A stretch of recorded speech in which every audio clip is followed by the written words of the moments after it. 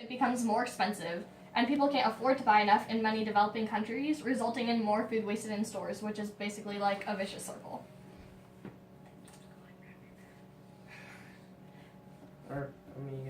So some of the key reasons for crop loss are I think you need to speak up. They can't hear. Lack of water is one of the key reasons of crop loss, especially in California because we're having a drought. Pests are another huge reason. Farmers often plant more crops than necessary in case of disease or bad weather, but it often ends up being wasted.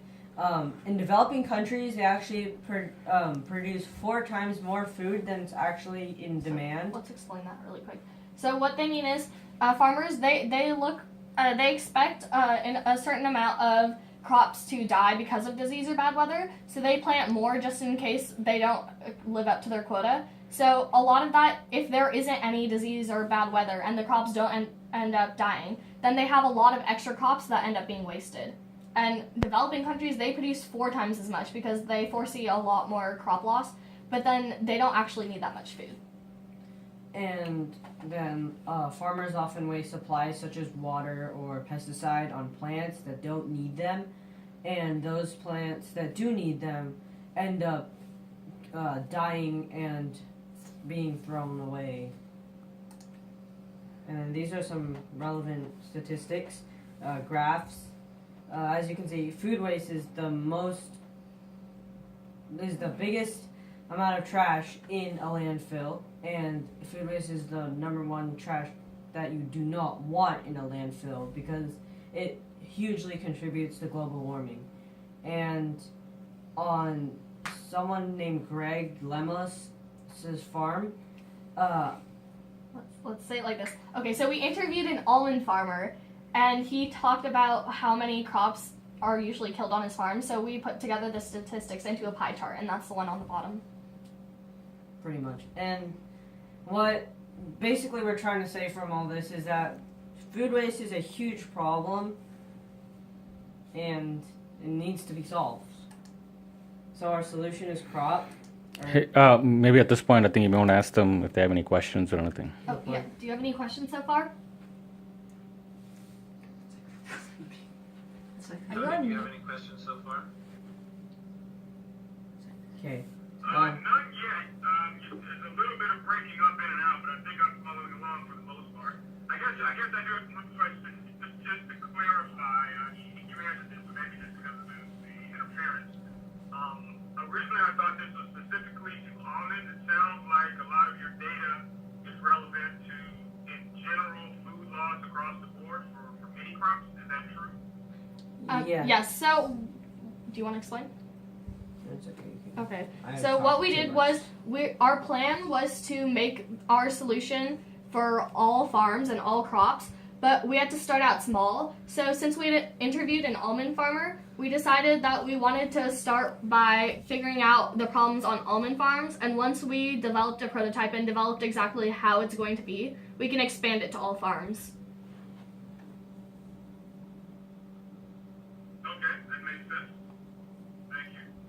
So, CROP is our solution. It stands for Center for Recording Observations on Plants, and it mainly just lets farmers know when their crops are dying so they can save them and before they're destroyed and trashed in landfills. And we are currently focusing on almond farms. And CROP is a rover that uses image recognition and sensors to tell the farmer what trees are threatened so that the trees don't die and aren't thrown into the landfill. And data that CROP collects can be analyzed for future learning to help the farmer, and this way the farmer can keep track of what trees are dying and what trees are healthy so that they can not waste supplies on unhealthy trees, and they can not have to plant extra trees because they'll know what to expect. So in short, CROP is basically a rover, like a buggy, that goes around with a camera and sensors, and it checks on each tree. So CROP can identify a tree that is unhealthy actually, like, do you know when the farmer can help the plant or the tree versus when the tree will just have to die? Because you said, they can save on not having to fertilize or water the trees that are maybe beyond the point of saving. Okay, so basically what it's gonna do is use a camera and see, compare it to symptoms of dying trees. Like, take a picture of a tree on a farm and then compare the picture to a healthy tree, and if there's any like big difference, it's gonna alert the farmer, and it will send the picture of the tree to the farmer. So based on that, the farmer will just have to use his judgment to see whether the tree is worth saving or whether it's gonna die. Crop is mainly not for crop is not to detect dying trees so the farmer can get rid of them before they become a huge problem. Crop is to save dying trees so that the farmer can get to the tree before the tree is useless. Okay, so it's more to save trees than to figure out which trees to give up on. Yes. Yeah. Although it probably will help do both. Yes, it will. It will, and that's why if you go further, the farmer can look at the picture so he knows, oh, this tree, it's no use, I'm just not gonna even try. But we'll get into that later.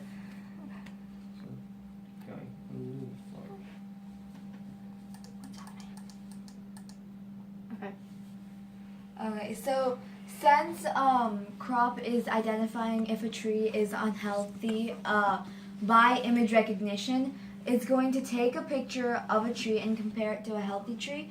But if it notices any of these symptoms, such as white fungus or Chlorotic leaf Yeah. margins. or like galls forming at the foot of the tree, it will save that picture and alert the farmer so that they can know what tree it is and what problems that it's facing. And the way it knows that it's a symptom is mostly discoloration, because these symptoms really stand out on the tree. So if there's, like, for example, necrosis of leaf margins, the leaf will be brown, sickly, and wilting. So the crop will know that this leaf is dying because the tree is not, the canopy of the tree is not green, it's brownish and tan. Are there any questions so far?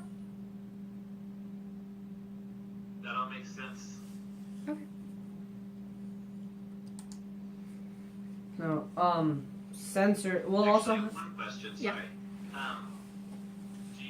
Is there like an existing technology that you can use for crop to identify a sick tree? Well, simple facial recognition technology should work. Yes, so if we use image recognition and then we compare it to sickly trees and healthy trees, then it will know where the tree is at. And then we'll also be using sensors to check things like the moisture of soil, to check if it's being watered enough. You're cutting out, Ishka. Okay. Can you start over? Yeah. I said we'll have image recognition so that it can compare the tree that it has versus a healthy tree. And we'll also be using sensors. So with those sensors, we'll have a moisture sensor, which will check how much water is in the soil. And we'll also have things like a chemical sensor. So when pests attack trees, the trees release semiochemicals, and those can be detected by a chemical sensor. So if the chemical sensor detects any semiochemicals, it will know that there are pests attacking the trees. But is crop a little robot that goes around and takes pictures, or is it a stationary object? It is like a buggy, It's a robot. So it moves throughout the trees. So the soil sensor, does it just like stick it down into the ground when it goes out in front of a tree, or how does that work? Well, it will probably be measuring the soil in areas, so it won't measure it next to every tree, but every couple trees, it'll stick the little sensor into the ground, stay there for a couple seconds, and see how much water is there. Yeah. Okay. Cool. Another sensor that we plan to have is the ultrasonic sensor, and that will mainly be used to, first of all, be able to navigate throughout the farm. The second aspect to the ultrasonic sensor would be to sense if a tree is growing like as it should. Like the ultrasonic sensor will be able to tell if the tree's growth has like stunted or has stopped. The ultrasonic sensor will be able to tell what, did you say? If a tree's growth has been like stopped or it's like at like it's not growing anymore. So it can sense stunted tree growth.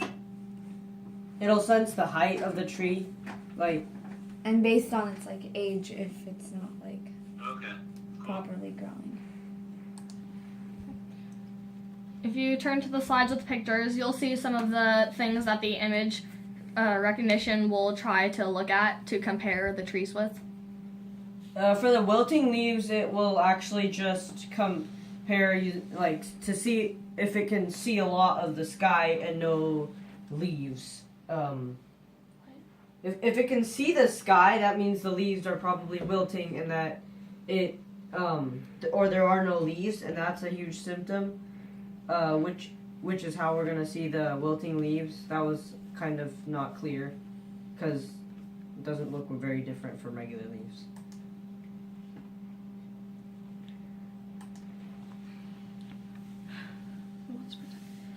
So, the different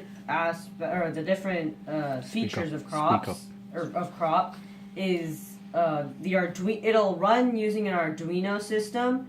It's a central processing unit, and the Arduino system will have all the programs in it, and it will save all the files of trees that need care to the internet using the Internet of Things, IoT. And the Arduino system is what's going to connect to the internet.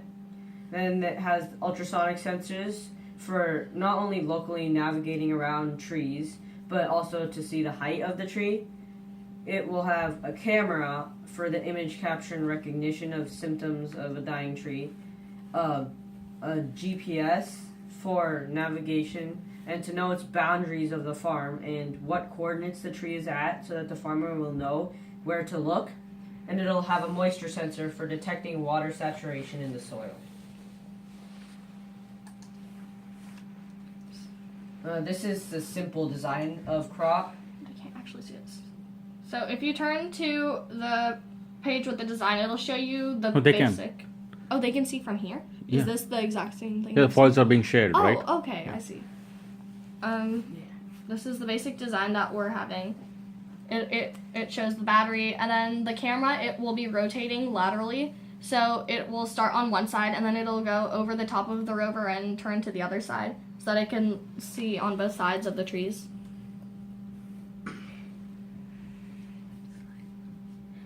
I don't know if that was clear. Do you want to explain that better? How big is this? Approximately a couple feet from end to end. Approximately 2 feet from end to end. Yeah. From which end to which end? So pretty small. Yeah, Yeah. We don't plan for it to be too big.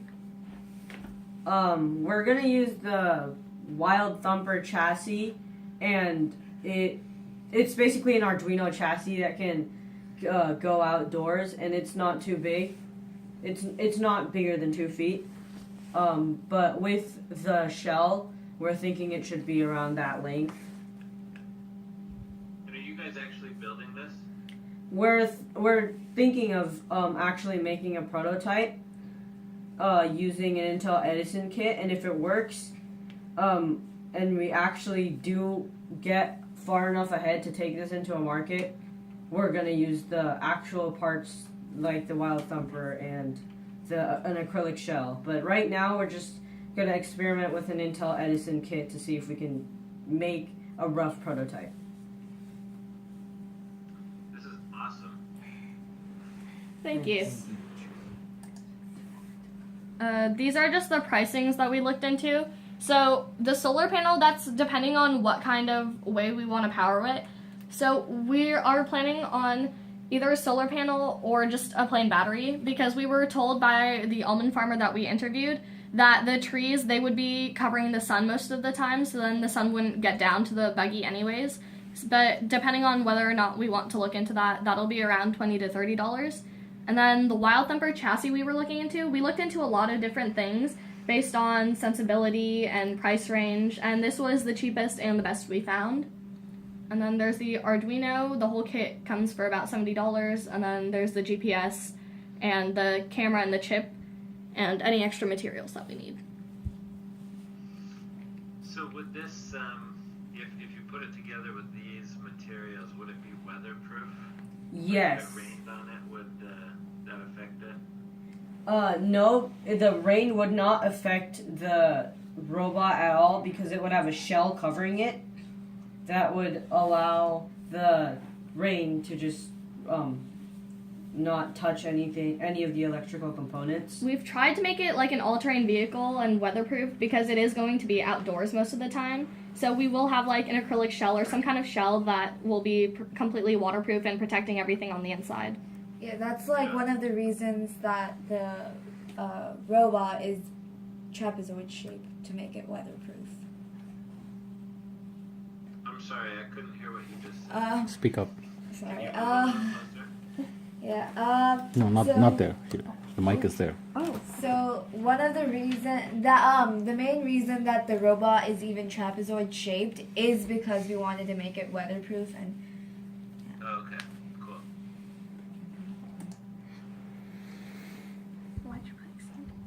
Oh, so this is the basic user interface. So if we had a website, it's not very clean or polished, but this is basically what we want, what the farmer would see if they logged into the website. So it would just say trees in danger, and it would have the coordinates of each tree that the robot thinks is in danger.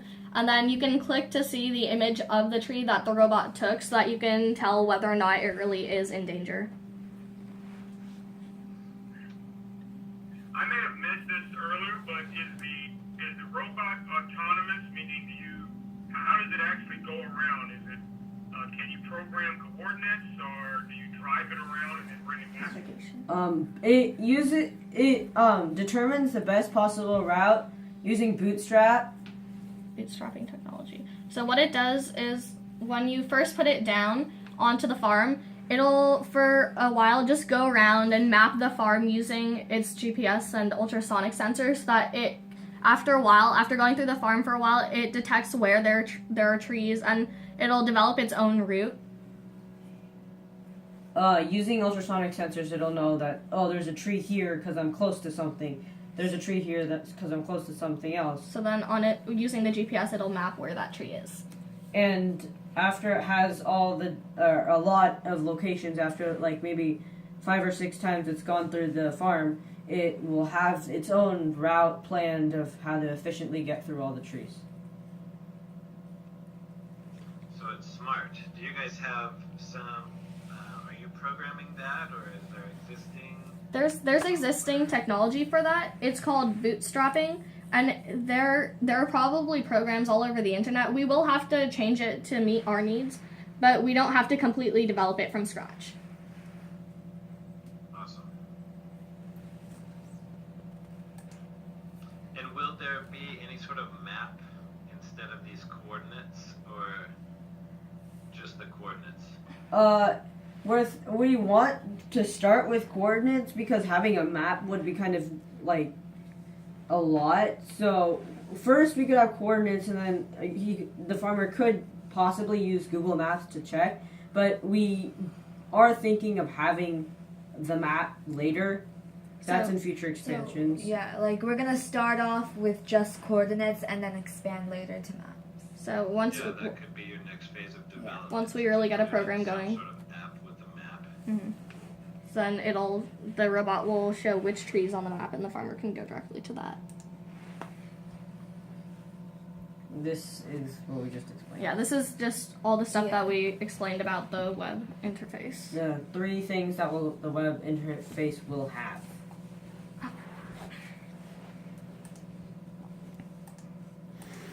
Okay, so I think we're about 3 minutes, I guess.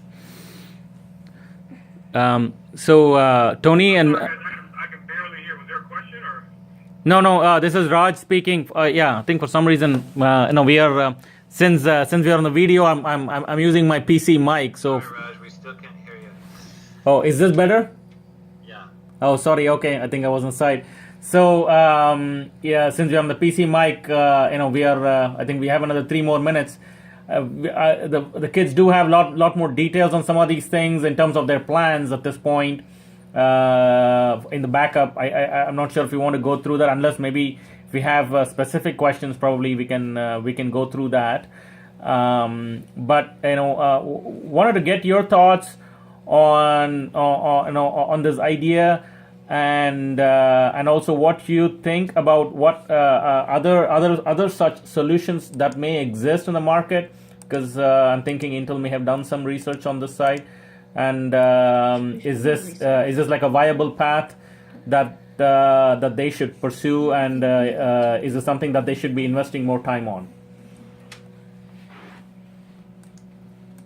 Is there anything else? Oh, future expansions. You want to go first, Bart?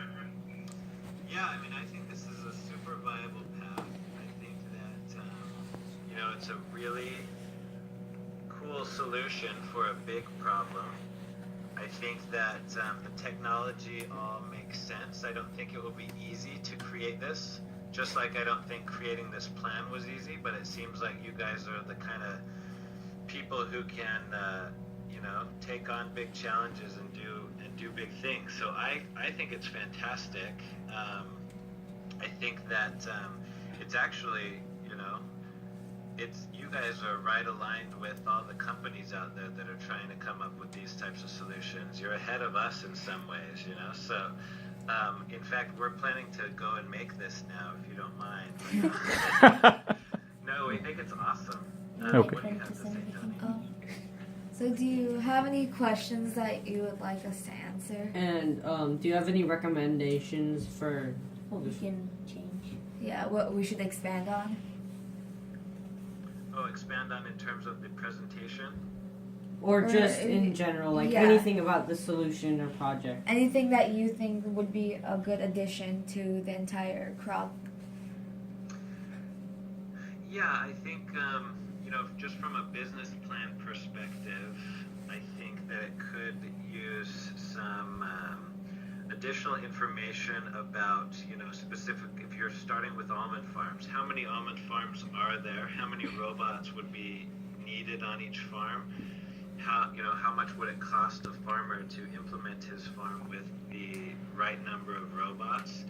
And then how much money could he save because he does that, right? So that you figure out what is the value to the farmer, and then also, how much can you sell it for, and how many can you sell across the United States, and then potentially across the world, or around the world.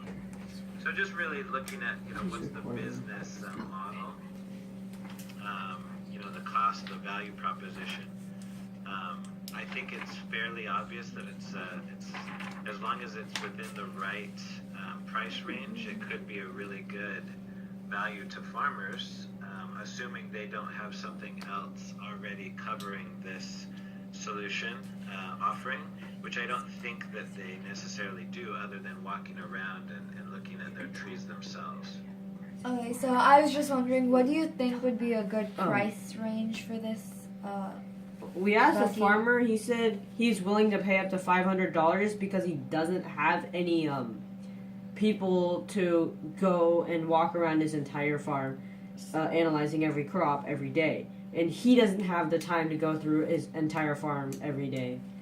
Because he's a weekend farmer, so he works on weekdays. So the only time he really goes through his farm is to water the plants and just pick out the weeds and everything. So he doesn't have time to individually look at the trees. So he thinks something like that would be very valuable. But for someone like you, what do you think a good price would be? You know what? I would, unless that's part of your project where you have to develop the price right now. Bart already hit on all the major points for or how you think about a product from a business development standpoint. I think one of the areas that you'll want to move to next is to actually just get the part built and get it outdoors. What we've discovered in this space is you learn a lot when you develop the product in the lab. You learn even more about the specific challenges and the product modifications that you need to make when you actually go outside. Something seems weatherproof before you actually go outside. It's not just about weather, but in the farming environment, you have so much dirt. You have obviously bugs and pests. Clearly, you know that since you've already done your research. But to actually have a device that's out there makes a big difference. So, I get to that first iteration, if you will, to get the product out there and really discover what some of the bugs are, where you can start to enhance, whether it's the ruggedization of the wheels, or whether it's ruggedization of the sensors, or can you actually, are the sensors working the way you've designed them to work? A lot of the markets that we're in addition to agriculture, are outdoors, and I think you'll really be surprised at how much you're going to learn when you actually put this outside. I think you've done an incredible job to get to this point and actually define the solution. Mark touched on it, but we know